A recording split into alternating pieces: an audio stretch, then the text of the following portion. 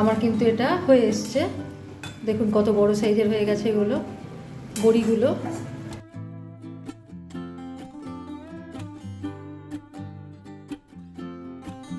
একদম সিম আঁচে দিয়েছি, সেই জন্য ধীরে ধীরে সিদ্ধ হচ্ছে, হোক।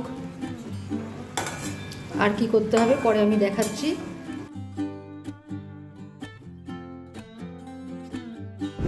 নমস্কার, আসান কুক ট্যুরে আপনাদের স্বাগত। এখন আমি একটা শাক রান্না করছি। এই শাকে কিন্তু ভীষণ উপকার, মানে ঘুম কিন্তু খুব ভালো হয় আর কি। হ্যাঁ, আর শাকটা বাছারও দরকার হয় না, মানে যেভাবে কিনে আনবেন সেইভাবেই এটা ভালো করে ধুয়ে নিয়ে রান্না করা। পিওরলি জলের শাক, পুকুরেই হয় এগুলো, খুব ভালো। আর সাধারণ রান্নার পদ্ধতি দেখুন কিভাবে করছি। এখানে আমি শুশনি শাক নিয়ে নিয়েছি, এগুলো কিন্তু বাছতে হয় না। হ্যাঁ, এগুলো এরকমভাবেই বিক্রি হয়। এই যে এরকমভাবেই এগুলো বিক্রি হয়, 4টে পাতা সহ। 4টে পাতা ধুয়ে নিয়েছি। ধুতেও অসুবিধা হয়, এই ঝুড়িতে করেই ধুতে হয়, কারণ এগুলো হালকা তো উপরে উঠে যায়। কীভাবে রান্না করছি দেখাচ্ছি। তেল গরম হয়ে গেছে, কড়াতে আমি সর্ষের তেল দিয়ে দিয়েছি, গ্যাসও জ্বেলে দিয়েছি। এবার এতে কিছু আমি বড়ি দিয়ে দিচ্ছি, বড়ি ভেজে নেবো আগে।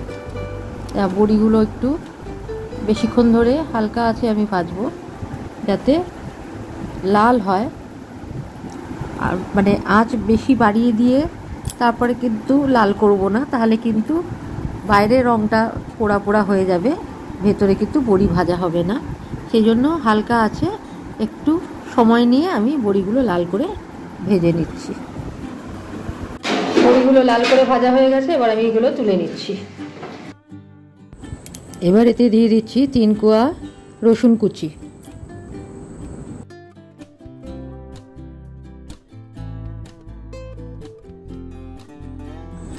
এবার দিচ্ছি 2টো চেরা কাঁচা লঙ্কা। এটা যে যার স্বাদ অনুযায়ী দেবেন।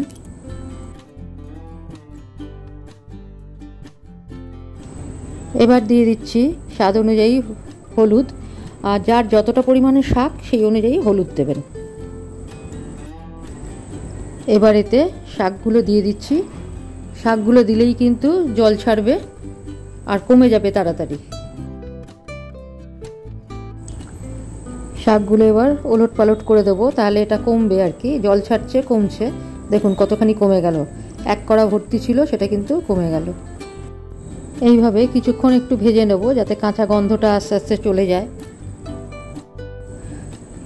আমার শাকটা ভাজা হয়ে গেছে, এবার এতে আমি জল দিয়ে দিচ্ছি। একটা কথা বলি, যে যাদের ইচ্ছা হবে একটু কম ভাজতে পারেন, তাতে সবুজ সবুজ থাকবে। এবার সবুজ যদি থাকে সেক্ষেত্রে কিন্তু শাকটা একটু ল্যাতলেতে লাগে।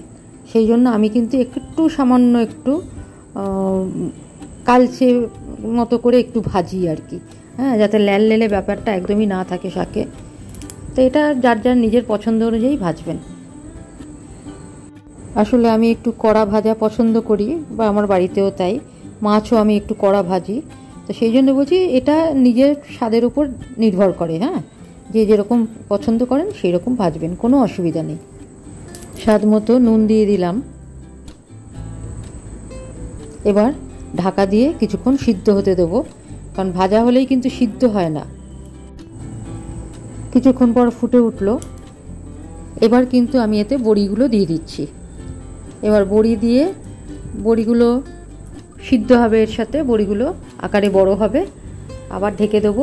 আর একটা কথা বলি, কারো যদি ইচ্ছা হয় মিষ্টি দিতে পারেন বা চিনি দিতে পারেন। আমি এই ভাজা শাকে সাধারণত চিনি দিই না, এবার যাদের ইচ্ছা হবে তারা দিতে পারেন। অন্যভাবে চচ্চড়ি করলে হয়তো দিই, কখনো পুঁই শাকের চচ্চড়ি বা লাউর এইগুলো, কুমড়োর শাকের চচ্চড়ি, সেসব ক্ষেত্রে হয়তো দিতে হয়, একটু দিই। কিন্তু ভাজাতে আমি দিই না, অতএব এটা নিজেদের উপর ডিপেন্ড করছে।